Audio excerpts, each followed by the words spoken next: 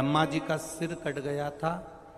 काल भैरव को भगवान शंकर ने प्रकट कर दिया था और काल भैरव ने जाकर ब्रह्मा जी को अपने हाथ की उंगली का नख तोड़कर उनका शीश काट दिया था।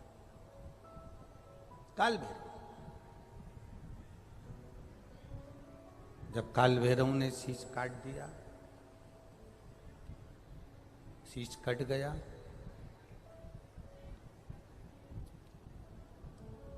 भैरव काल भैरव का आदर, सम्मान, सत्कार सभी देवताओं ने किया।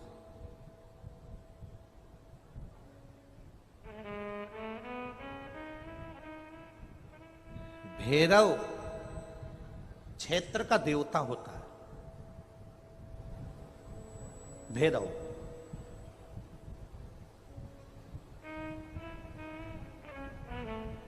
64 तरह के भैरव होते हैं।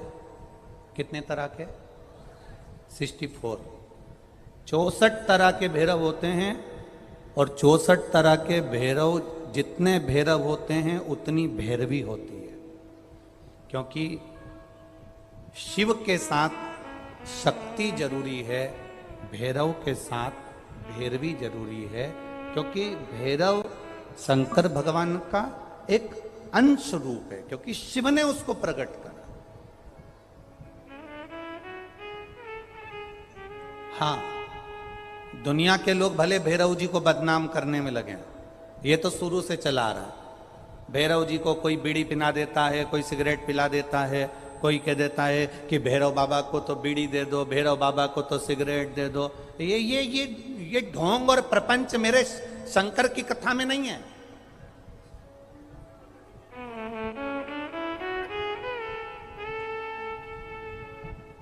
शिव का एक अंश है भैरव।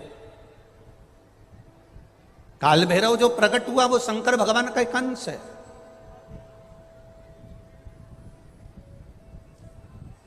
काल भैरव जो प्रकट हुए वो शिव का एक अंश रूप है। और काल भैरव जब प्रकट हुए, सारे देवताओं ने उनका आदर करा, इंद्र ने उनका सम्मान करा, इंद्र उनकी सेवा में लगे, वायु देव, गरुण देव, वरुण देव, जितने भी देवता हैं सब ने उनका आदर करा। अब आदर करते करते करते करते माता लक्ष्मी जी ने भी काल भैरव को निमंत्रण दिया। जरा सुनिएगा, बहुत सुंदर कथा है पुष्कर राज की। इस कथा को अपनी जिंदगी में उतारना जरूर। काल भैरव का निमंत्रण माता लक्ष्मी जी ने दिया और माता लक्ष्मी जी ने काल भैरव को निमंत्रण दिया कि काल भैरव आप बैकुंठ में पधारो और बैकुंठ की भूमि को आप पधार कर आनंदित करिए। तो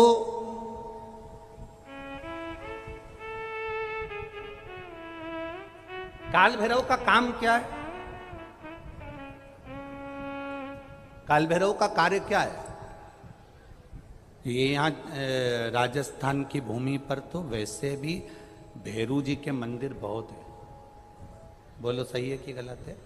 और पूरी दुनिया में जितनी भी, पूरी भारत की भूमि पर दुनिया के लोग कहीं पर भी लें, कहीं पर भी रहें, पर भैरू पूजने के लिए हमारे राजस्थान में आते जरूर हैं। भले वो कभी भी आए, पर राजस्थान में आकर भैरू पूज कर जाते ही हैं।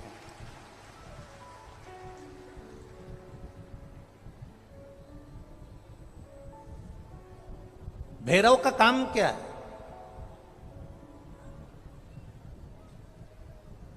शंकर भगवान ने क्या केवल एक ब्रह्मा जी का सिर काटने के लिए काल भैरव को प्रकट करा?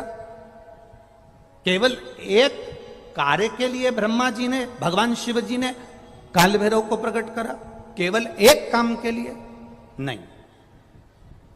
मेरा भोलेनाथ एक कार्य के लिए काल भैरव को कभी प्रकट नहीं कर सकता, क्योंकि मेरे भोलेनाथ ने जब जब जो काम किया है वो संपूर्ण ब्रह्मांड के कल्याण के लिए किया है। इसलिए ब्रह्मा के सिर काटने के लिए, अकेले केवल ब्रह्मा का सिर काटने के लिए भगवान काल भैरव को प्रकट नहीं कर सकते। तब काल भैरव के प्रकट होने का कारण क्या है? भैरव के प्रकट होने का कारण क्या है? भैरू जी के प्रकट होने का कारण क्या है? भैरव प्रकट क्यों हुए हैं? तो शंकर भगवान जब काल भैरव जब नारायण के यहाँ बैकुंठ में गए और भगवान बैकुंठ में जब पहुंचे तो लक्ष्मी जी ने भगवान नारायण से पूछा, प्रभु मेरे मन के संशय को मिटाइए, ये भैरव प्रकट क्यों हुए हैं? केवल ब्रह्मा का सिर काटने के लिए?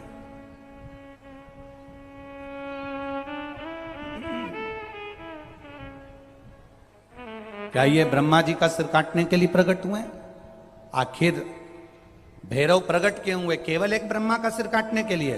भगवान विष्णु ने कहा नहीं, केवल ब्रह्मा का सिर काटने के लिए काल भैरव नहीं प्रकटे। लक्ष्मी सुनो, आज मैं तुम्हें सुनाता हूं काल भैरव भगवान शंकर ने क्यों प्रकट करा। उसका कारण केवल एक है। जब देव अधिदेव महादेव अपने नेत्र बंद कर कर बैठ जाते हैं और समाधि में लीन हो जाते हैं, साधना में लीन हो जाते हैं, तब काल भैरव का दायित्व बढ़ जाता है। भैरव का दायित्व बढ़ जाता है। और भैरव का क्या दायित्व बढ़ता है?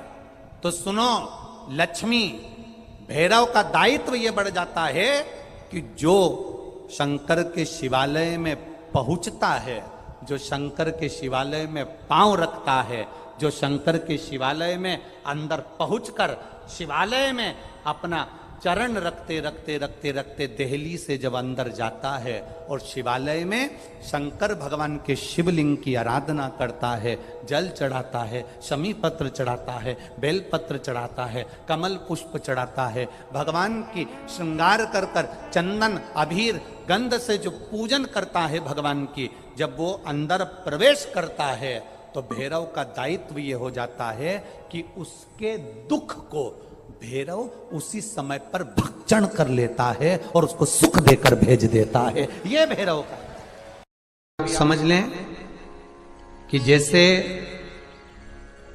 अष्टमी तिथि या नौमी तिथि किसी भी महीने की,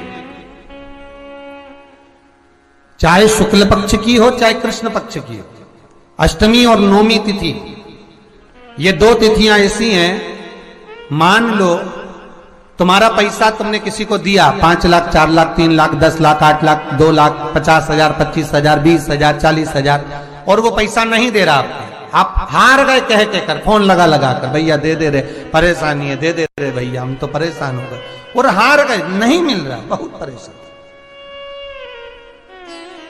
तो महाराज किसी भी अष्टमी या नौमी तिथि के दिन आप मां जगतजननी जगदम्बा का शिव के साथ में शिव शक्ति का स्मरण कर कर देवी के नाम की 9 आहुतियां सूखे बीले की, मतलब बीला जो सूख चुका है, फल जो सूख चुका है, उसकी 9 आहुतियां अग्नि में शंकर और सती के नाम से, शंकर और शिव के नाम से समर्पित करें।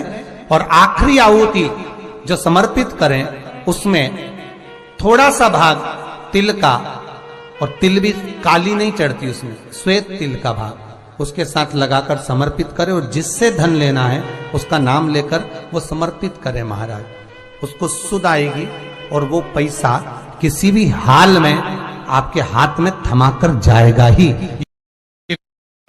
शादी नहीं हो रही है, बहुत समय से लगन देख रहे हो, शादी नहीं हो रही, बहुत समय से परेशान हो गए कि विवाह ही नहीं हो रहा, हम तो टेंशन में पड़ गए, लड़की 28 साल 30 साल का लड़का हो गया, विवाह नहीं हो रहा, कुछ मत करो। अष्टमी तिथि आए तो अशोक सुंदरी वाली जो जगह है वहां पर हल्दी की 7 बिंदियां लगा दो, लड़का लड़की का हाथ उस बिंदी पर रखवा दो, उसका नाम गोत्र बोलो, उसी हल्दी में उसके हाथ पीले करवा दो और पीपल के पेड़ पर उस हाथ के 5 छापे पड़वा दो, 3 महीने में विवाह पक्का हो जाता है महाराज। उसका इतना, अशोक सुंदरी के उस हल्दी का इतना प्रमाण,